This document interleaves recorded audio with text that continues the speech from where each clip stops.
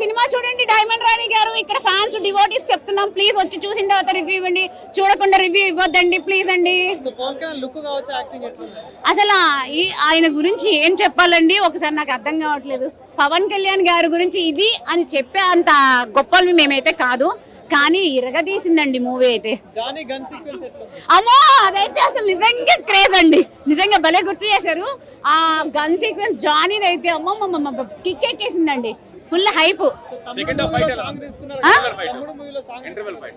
Interval fight ఏంటండి అసలు, నేను చెప్తున్నా కదా, ఒక్క సెకండ్ కూడా మిస్ చేయకుండా చూడాల్సిన మూవీ ఇది.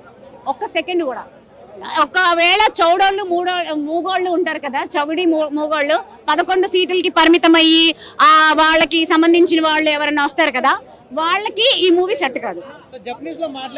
అమ్మమ్మ అసలు నేను చెప్తున్నా కదండి, అదైతే ఇంకా క్రేజ్ అండి. అసలు పవన్ కళ్యాణ్ గారికి నేను ఫ్లయింగ్ కిసెస్ ఇచ్చేసాను, అంత బాగుంది.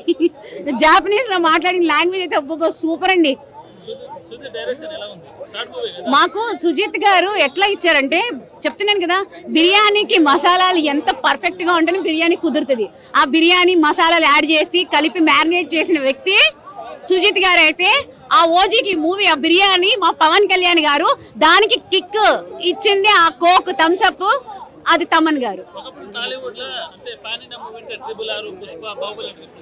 అయ్య బాబాయ్ పుష్ప ఏంటండి, పుష్ప అంటారు, బ్రాండ్ ఇక్కడండి, ఇద్దరు బ్రాండ్ ఇదండి బాబు బ్రాండ్. పుష్ప నేను చూడలేదు, నేను పుష్పని బైకాట్ చేశాను. నేను పుష్ప ఇప్పటి వరకు ఒక పాట వినలేదు, నేను పుష్ప సాంగ్ చూడలేదు, పుష్ప మూవీ చూడలేదు, అండ్ ఇంకా ముందు కూడా నేను అసలు చూడను.